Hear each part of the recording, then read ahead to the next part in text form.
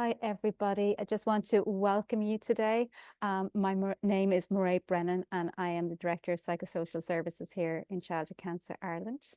And today, I just want to welcome our two experts that are here with us today. We have Pat Buckley and Helen Wade, and they're both adult guidance counsellors with the City of Dublin Education and Training Board. And between the two of them, they have over 20 years of expertise. We won't drill down into who has what, but so thank you for being with us here today. We have the recording in place and we can share your presentation now, but just to remind everyone that towards the end, I'm going to just turn off the recording and we'll have time for questions and answers then, that everyone can put some questions into the chat. You can put some questions in throughout, but we'll answer them thereafter. Thanks a million.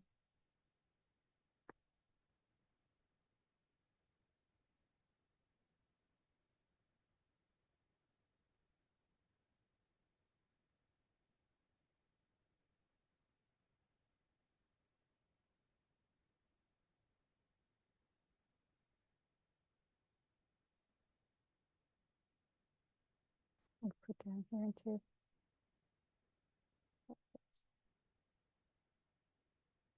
Thanks, Pat. You're on mute now, Pat. And there we go. I do know what I'm doing, everybody. Eventually. Good evening. Thank you for taking the time to be with us this evening. Thank you to Mairead for inviting us on. My name is Pat Buckley again, and my colleague is Helen Wade. We were asked to deliver a presentation on just some further education training options and alternate pathways to education for everybody this evening, to give you an overview of maybe some options that you might not be aware of, and then alternate options towards university education or apprenticeships, things like that. So I'm going to do the first half of the presentation, and then Helen will take over. And then, like Mairead said, there'll be time for questions at the end. Hopefully we can help you with any particular questions. So see if there we go, get the presentation going. So firstly, we're just kind of an overview of what we're going to cover. Just a little bit about the Adult Education Guidance Service, our own service, but also their guidance services all around the country. How to find your nearest service. Just a quick slide on, I suppose, some information we might share with clients when we meet one-to-one about how do you make good educational and career decisions for yourself, and if you're trying to help your children, young people, make those decisions for themselves. A quick look at something we call the framework of qualifications in Ireland, or how do we kind of measure the different levels of education in Ireland. A couple of alternatives that you may or may not have heard of, something called iSchool and NLN, or the National Learning Network, youth reach and community training centres, then a bit of the area of education that the City of Dublin Education and Training Board and other education and training boards around the countries cover, which we kind of refer to FET courses or PLCs, which also covers apprenticeships and traineeships. Just something called university access courses, and just a couple of options at the end around different funding options and useful information that might be helpful to you that you might not have come across before. So we, myself and Helen, work with what is called the City of Dublin Education and Training Board Adult Education Guidance Service. We haven't come up with a shortened name or easier name for people. Our service specifically covers the Dublin areas of Dublin 1 to 9, so the south inner city and the north inner city. And the guidance services were set up about 20 years ago. And very simply, people could ring us up looking for information on, kind of, as it says here, part-time courses, full-time courses, funding and qualifications. Sometimes it can be a very simple process of somebody rings up or sends an email and they're looking for basic computer courses or English language or literacy support, and they may not need to come into us, and we can just send them information over the phone or by email, and there's no need to kind of continue after that. But if people have a few more questions, it can be easier to get people in for an in-person appointment. And then the idea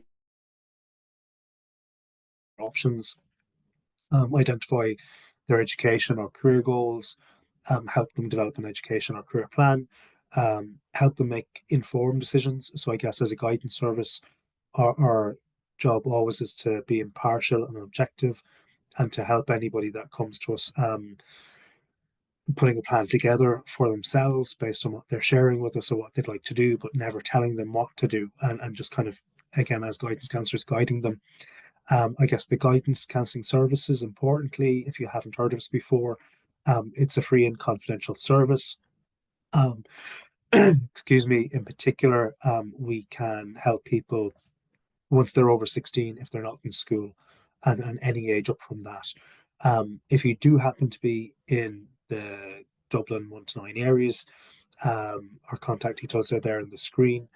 But the next slide is just to say that, again, the guidance services are not just based in Dublin. There's over 37 guidance services around the country that are part of local ETB. So, for example, if you're in Cork, there's an ETB in Cork, or Galway, Roscommon, covering Galway, Roscommon, and they all have adult guidance services as part of them. And they can, again, they can take people kind of from 16 and up once they're not in school. Um, Once you get the presentation, you will be able to click on the map here and look up the nearest service to you. Or there's a separate link here, contact your local vet guidance service through ETBI. So there's a body that looks after all the ETBs around the country. Um, just the slide around when people come into us, and I guess kind of part of the guidance process, how do you make good education and career choices? So I guess always we would say with people, kind of the first step is to know yourself. Um, and whether it's a young person, or I guess we deal with people of all ages, so it doesn't matter what age you are really, but the first step is knowing yourself. And what we mean by that is, what things do you like to do? What things can you do right now, depending on what age you are and life, school, work experience you might have. What suits you in terms of your interests, your abilities, or whether you can do something full time or part time right now. Taking things like that into consideration. What's important to you, and then I guess adding that to knowing what options are available to you. And I guess that's why we're again here this evening, is to share some, and maybe some options that you might not be aware of. But then knowing what options includes what courses are available, training, what are the career sectors or industry sectors that are available in Ireland or your local area. So I guess knowing that can help you kind of make choices about what course to do or what job you go into. And then also knowing what employment opportunities are available to you in your local area. So in theory, on the theory of guidance, knowing that piece about yourself as much as possible and knowing what options are available to you kind of helps you make the next best step, or what we would say making an informed decision. Um, so the next thing to look at, if you haven't come across it before, is something that we call the National Framework of Qualifications. And that just simply is, how do we measure the different levels of education in Ireland? When I click on this, a few things will come up here. So, for example, when we talk about the Leaving Cert exam, that's at level 4 and 5 in the National Framework of Qualifications. Further educational training is the area that all ETBs cover, and that covers levels 1 to 6 on the Framework of Qualifications. So 1 is very kind of entry level. In adults, that would be kind of literacy support. Level 3, junior certificate, but you can get courses at level 3, 4, and 5 that are not the Leaving Certificate or not the junior certificate. At level 6, it overlaps a little bit with PLC colleges and technical universities. You can get some courses in technical universities which are at level 6. And then maybe ones that you might be more aware of, then higher education. For example, if you have what we call a terrible thing to call it in Ireland, an ordinary degree, but we have two types of degrees for anybody that's not aware. There's a 3-year degree, which usually we refer to as an ordinary degree or level 7, and then an honours degree, which is typically a 4-year degree and a level higher, and right up the way to level 10, where you're talking masters, postgraduates, and PhDs. When you get the presentation, if you want to find out a little bit more, there's a link here, the Irish Registry of Qualifications. this is just another way to look at that idea of the different levels, to look at it and as a ladder. It might make it a little bit more clearer. And you can see level 1 to 6, again, further education and training. But at level one is a certificate of training in fundamental literacy and numeracy. So this is normally something that happens in adult literacy centres out in the community. Level 2, junior certificate, and you can get courses at level 3. And right up the way again, Living Cert coming up in level 4 and 5 here again. So for any of you that have young people in school right now, I guess you know that students can take the Leaving Certificate at ordinary or higher levels. So I guess ordinary is the equivalent to level 4, higher level is the equivalent of level 5. And again, level 6, 7, up to 10. So normally what we say is the higher up the ladder you go, the higher the level of your skills and qualification or knowledge, at least in theory. So to get into some of the examples of other options that might be available to you that you might not be aware of. There is something called iSchool, which is an online service for young people that are between 13 and 16 years old that have, for whatever reason, health or other reasons, dropped out of mainstream school. So if they don't have a junior cert, they can access this. It gives the students a level 3 qualification or the junior cert equivalent, but more general learning. It's quite a specialist service, so generally referrals to this can only be made through something called TESS or the TUSLA Education Support Service. The deadline has passed for this year for the 7th of March. Originally, we were due to have this talk a few weeks ago, but it's still a very good service and something to look at, and it allows students, if they go this route, by completing that level of education, they can then go on and kind of progress up the levels into other education if they want to. There's a link here for you when you get the presentation where you can click on it to find out more about iSchool. The National Learning Network is a second option that can be available for people, and it's through the organisation Rehab, and they are nationwide. They offer tailored training for those with any additional needs. Again, that can be health, mental health, disabilities for young people 16 and up. And they offer courses from QQI levels 2 right up to level 5, major awards, kind of the equivalent of a leaving certain specialist subject areas. Courses for include work experience. With the NLN courses, that can be a referral application process. These courses can then give students access to further education or PLC courses, which can be used to access university if they wish to continue on afterwards. I guess the thing to say about the NLN courses is what is available can vary from centre to centre and county to county, depending on what part of the country you're in. Next is just Youth Reach and CTCs, or what we call community training centres, which are a little bit confusing. They're both kind of quite similar.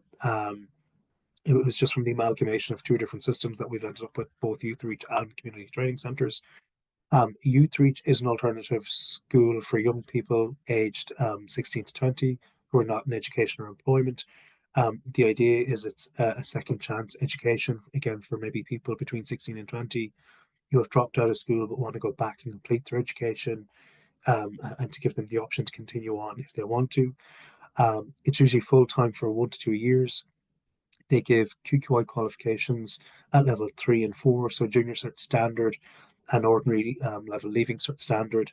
Some of the Youth Reach centres offer the Leaving Cert Applied course. Again, courses can differ from centre to centre in what they offer. Community training centres, and we're a similar idea again. They offer courses from QQI level 3 and 4, major awards. Again, they include work experience. Because it came by a different system originally, normally people have to go through Intrio or social welfare to get a referral into community training centres. And again, like Youth Reach courses, they can allow young people to progress on to further education PLC courses, which again, if somebody wants to continue on, there's normally a pathway forward to university. again, not all courses with these in these centres are available everywhere, so it can depend on the local demand as well as to what courses each centre might put on. Again, when you get the slides, you can click on the locations here. Just specifically Youth Reach Dublin here because we're Dublin based, but also it'll give you kind of Youth Reach around the country and CTC locations around the country. Kind of getting to the end of my section, or almost, is just to say a little bit about PLC, or what are now being referred to FET courses. There is a national website for FET courses called fetchcourses.ie. Excuse me, you can look up courses from all over the country at different levels on the Fetch Course website.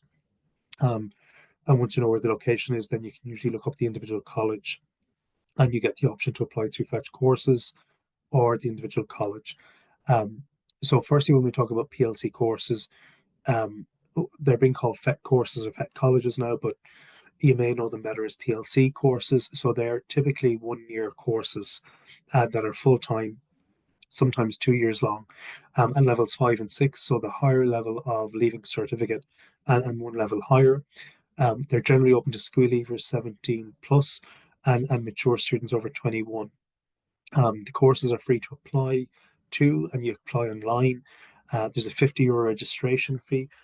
I guess by comparison, if you have any kind of students finishing school this year, where there was the rush to apply for CAO by February, for example, with PLC courses, you can sometimes apply as late as August or even early September, if there are places still available. But generally, if you have young people interested in these courses, what we'd normally suggest is it's probably best to kind of have a look at them, and if they're interested, to apply maybe before the end of May, before the college is closed for the September. So at least you'll know you have the course there if it's your first choice or if it's there as a backup. The educational requirements for PLC courses, generally they will look for young people to at least have the leaving certificate or level 4 or similar.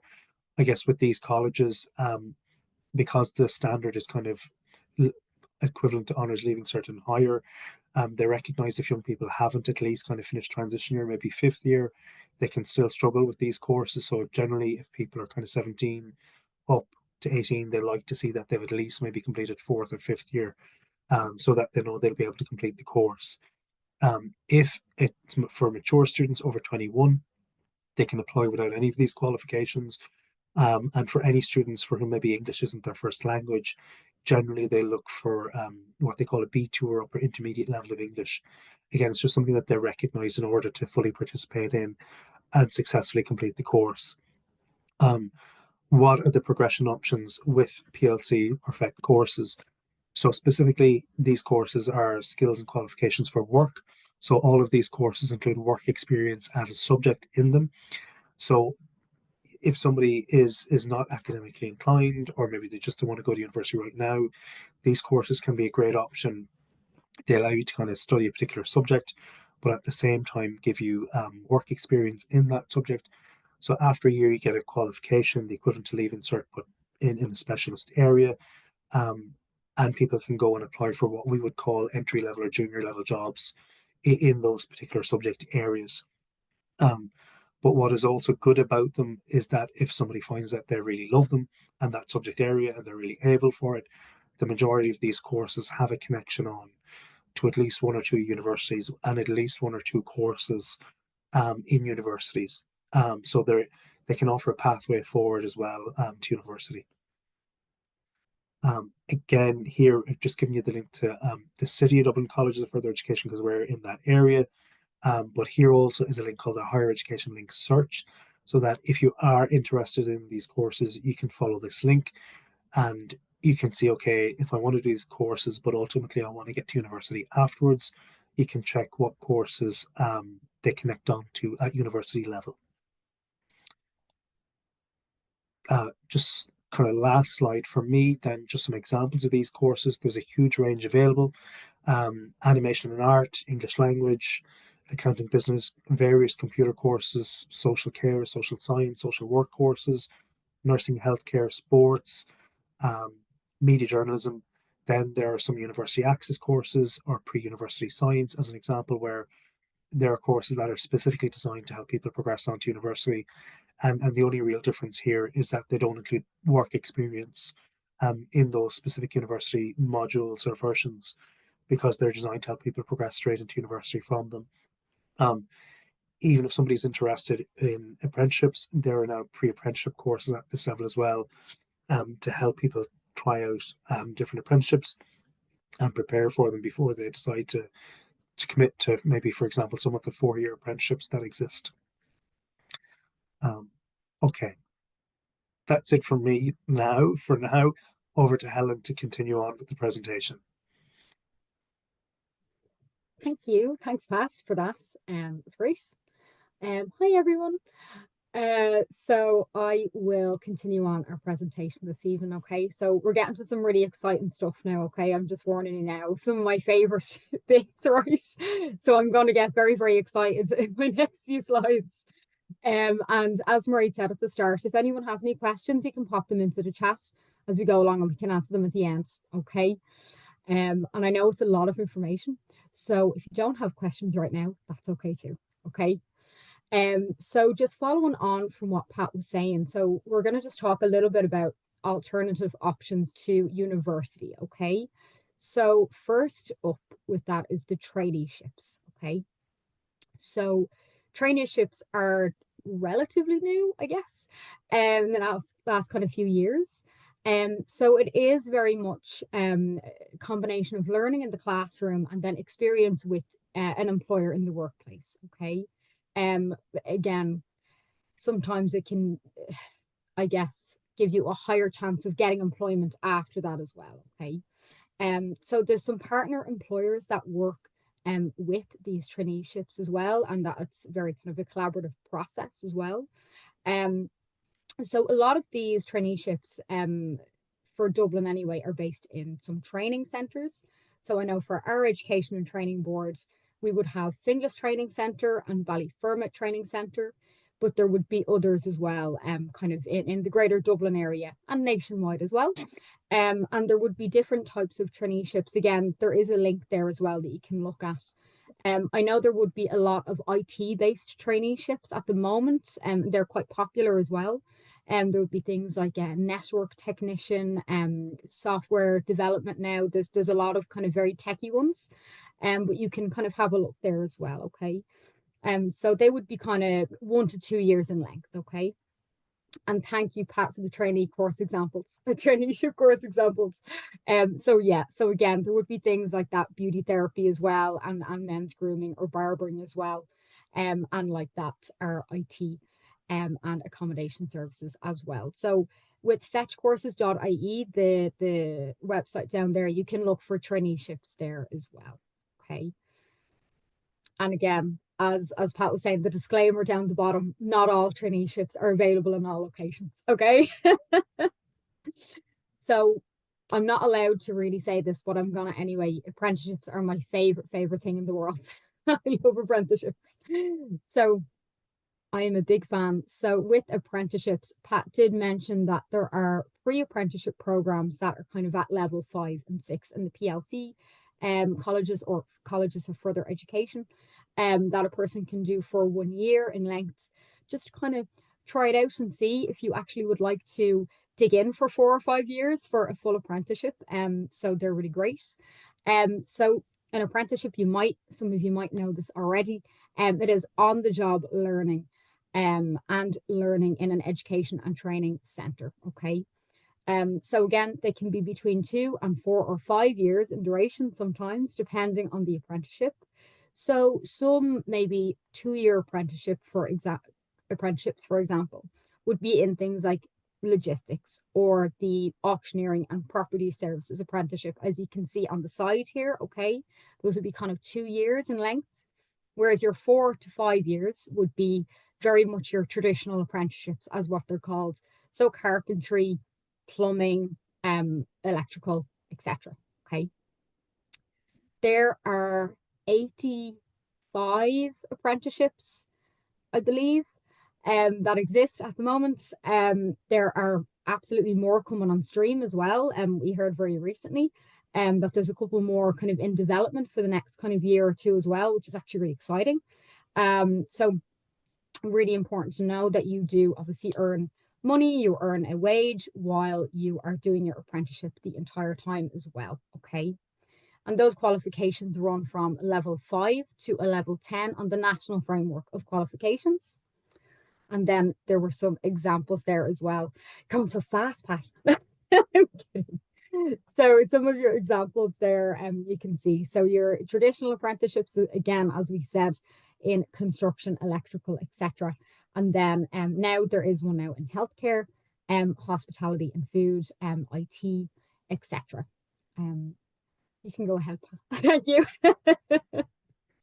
So the Generation Apprenticeship or Apprenticeship Ireland website link is there as well. And they do have job opportunities on that website as well for apprentices also. There are, and we will get to this kind of towards the end, you also can look up some apprenticeship jobs on a site called Careers Portal as well, okay? But we will get there, all right? Really important to know as well, there is a link there for just approved employers. And what that means is if you're going for an apprenticeship, you must apply to an employer that is approved by SULAS, who is like the governing body, okay, that looks after the apprenticeships. Really important that it is one of those employers that is approved, okay? So you can go to college and do your work at the same time, all right? So your general entry requirements for most apprenticeships, you must be 16 years of age or older, okay? And again, have to be employed by one of those approved employers. There are recruitment processes for some kind of, I guess, national apprenticeships. Things like ESB would be a massive one. I know that their recruitment drive, it's either just started or it's about to start. Yeah, because I think it's closing the first week of April for ESB, and that's always a massive, massive recruitment drive on their website as well. And some additional requirements might be needed as well for some apprenticeships, okay? So like that, a B2 level or upper intermediate for English language, okay, if English isn't your first language. And then the colour vision test, okay, really important, especially for our electricians, can't be colourblind, okay, really important to know. So your education requirements then as well depends on the apprenticeships. To be honest, even with electrical apprenticeships, a leaving cert standard really is required, particularly for maths. Okay, so, you know, the further along you get in your phases, you know, the more mathematical things can get, all right? So they ask that you at least have a leaving cert standard of maths, okay?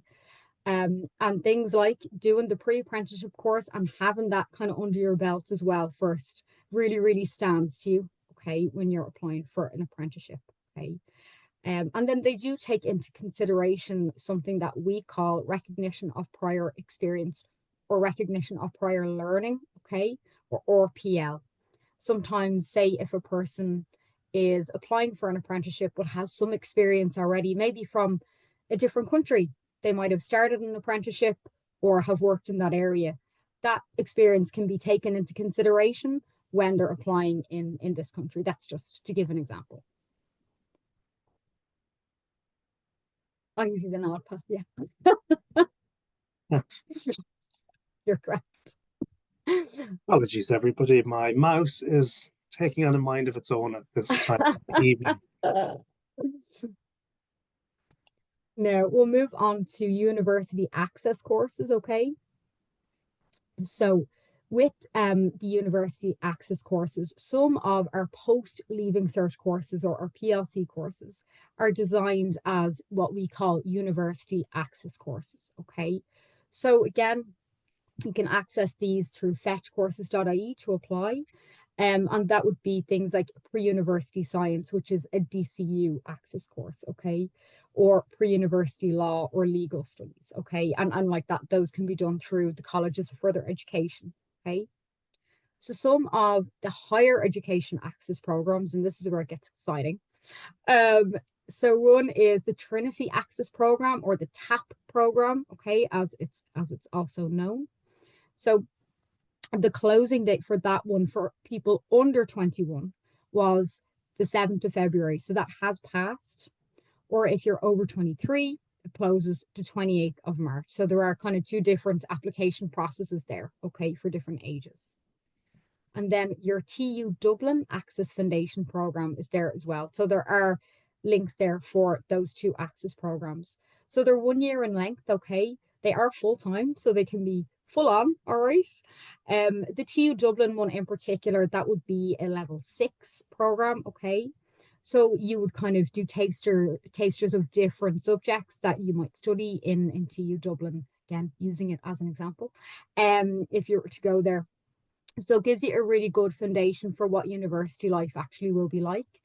It's free as well to do. So I think there's about 100 places or 150 places for the access course, usually anyway, for TU. And as I said, it's full time. And the really good thing with these courses is you're in the university. Technically, you do get to access the supports as well that the university offers, which is really, really important, because they do have a lot of really good supports there. So it's something, it's quite a supportive, same with Trinity, very supportive type of course, okay? So if you're not quite ready for university yet, or you would like to try something like an access program first, it's a really good kind of way in, okay? So that's your access programs. And just to say, for anybody that is Dublin based that's watching, the TU Access program that normally closes around the end of May each year. It's definitely end of May. Yeah, I saw the 28th of May somewhere. I saw that date. Yeah. And then depending, we just know this, everybody, because obviously we're more focused on Dublin, so we're a bit more up to date with Dublin options. And then depending on numbers that they get by the end of May, they'll have a second opportunity for people to apply around August again if they still have spaces available. Yeah. And then our matures as well. If you're 20 years old before the 1st of January in the year you want to apply as well. So just to know that that's the age there for matures. Okay. So just if anybody gets to 23 or over and they don't have any of those qualifications or leaving cert, just for people to know that they can still apply direct to the university once they're 23 and over, and they can apply to the university directly and still be accepted.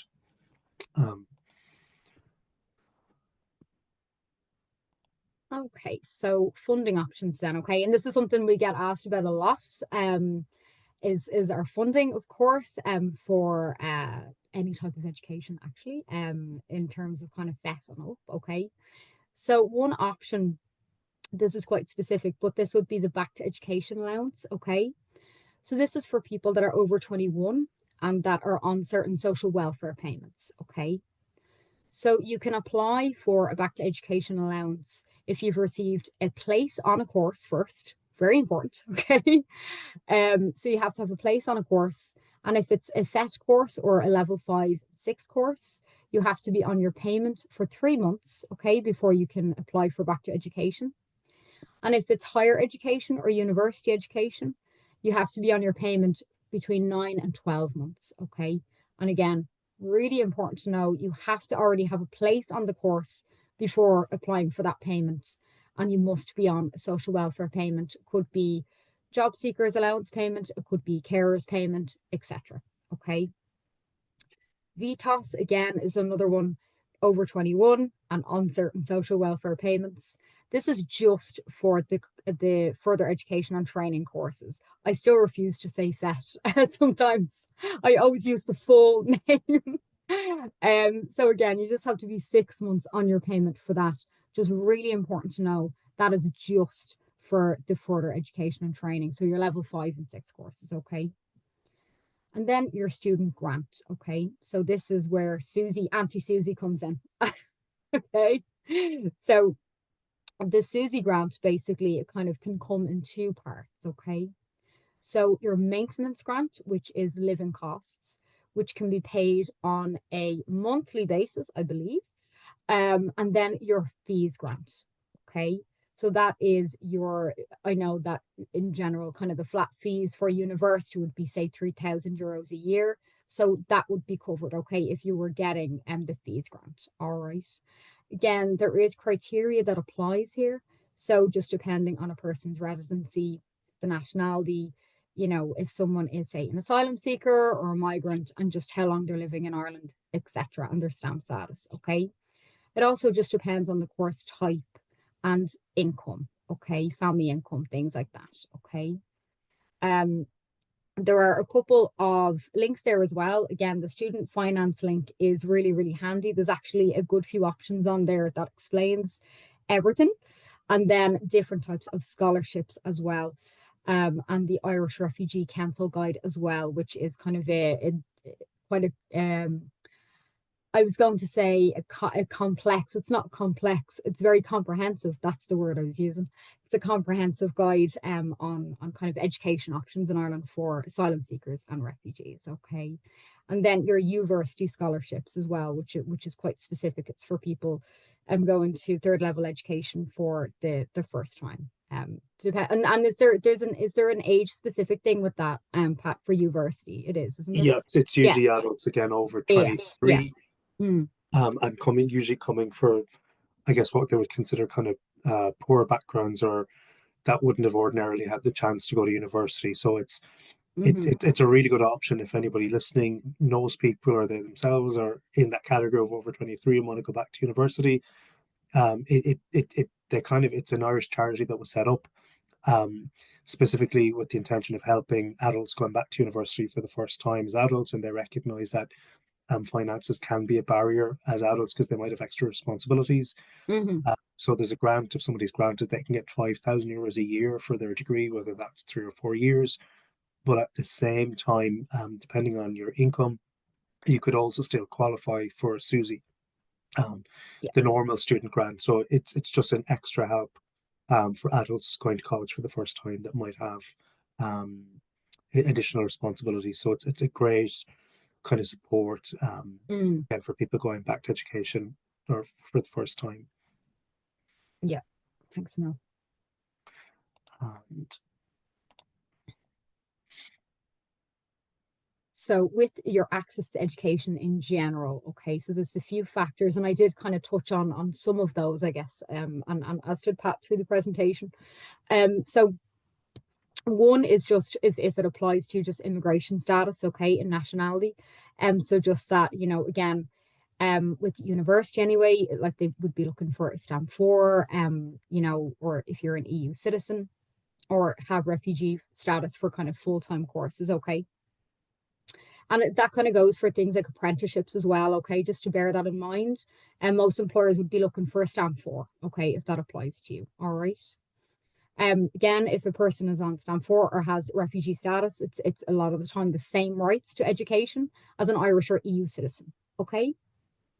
So again, if a person is an asylum seeker and they have their permission to work or their work permit, they can access the full-time FET options, okay, so your level 5 and 6 courses, okay. The residency piece, okay, if you're in Ireland or EU, you must be living in an EU state for 3 out of 5 years, okay, really important, okay. Again, important just for funding, okay, for accessing things like the SUSI grant, okay. And then something else called Springboard, okay. So again, Springboard is another education option that is mostly online, but that would kind of be for kind of the higher level, higher levels of education. And say if you've done a degree already and you want to do that little bit more, you can look at things like Springboard, okay.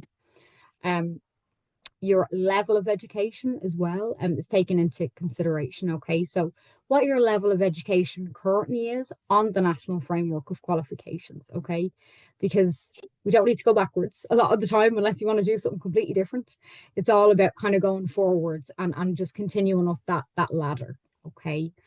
And then English language skills, again, Pat and I both touched on that, just having the upper intermediate or B2 level of English. And then sometimes for university level education, if English is not a person's first language, they might be asked to do what we know as an IELTS test, okay, or an IELTS English exam, all right. So that's kind of another little piece as well, okay.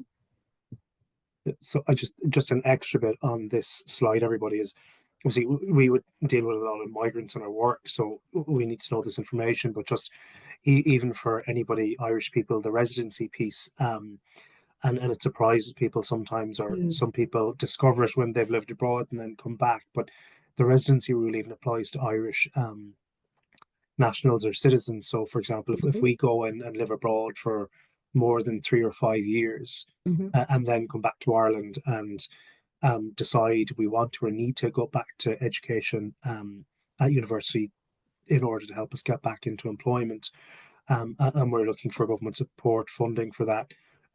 If we haven't been back in the country 3 to 5 years, the same rule applies to us, and it means that somebody could be asked to pay international fees. So that's what the residency requirement is, whether it's an Irish person or a migrant in the country. That 3 to 5 year rule applies to everybody.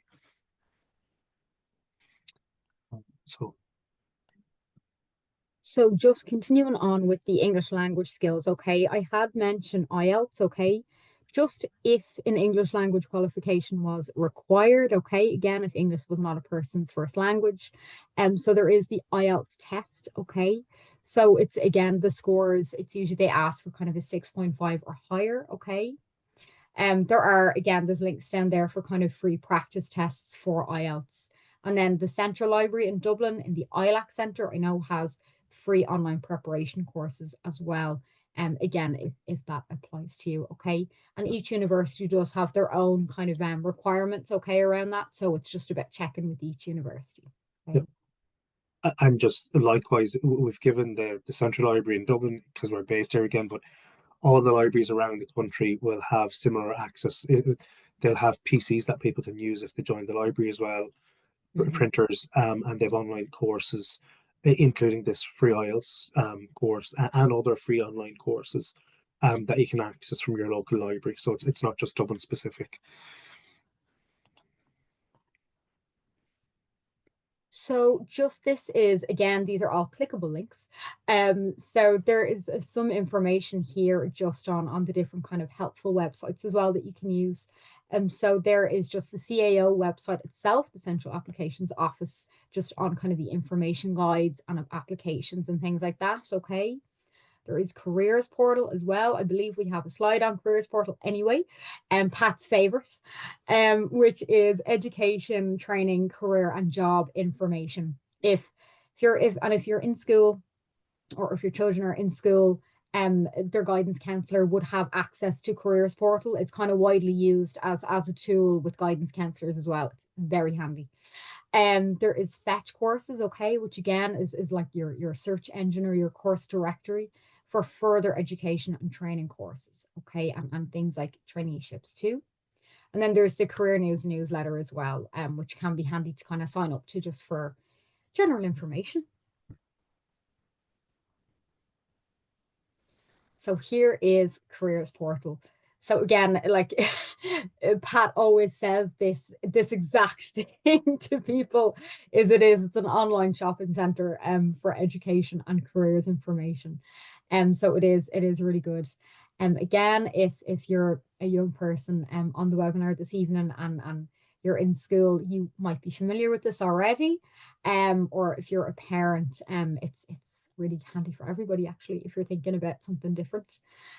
So they do have the different areas of Careers Portal as is laid out here. So the knowing yourself piece, if you're not sure what you want to do, there is free information here and a quiz that you can identify your interests with as well. Really, really interesting as well to do those quizzes. The career advice section, so that has different kind of tips and tricks on exploring education options and kind of career research, looking for work and different labour market trends as well. So it would kind of show you the jobs in demand and things like that as well. So it's really, really interesting piece as well. And then the career sectors as well. So all of the career sectors in the country are mapped out on this website as well, with information on jobs as well. And I did mention earlier on that you can kind of find specific job roles here, things like apprenticeships as well. And they also have like a calendar of events on here as well, on things like college open days and different bits and pieces that would be relevant as well that are happening around the country. Okay, so again, it's just a fantastic resource to keep your eye on.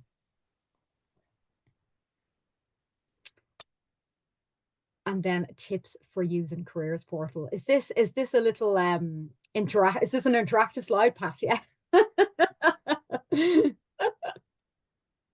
And we jumped ahead again a Yeah. little bit. That's just a quick screen grab, everybody, of what Mm. the Careers Portal website looks like if you haven't come across it before.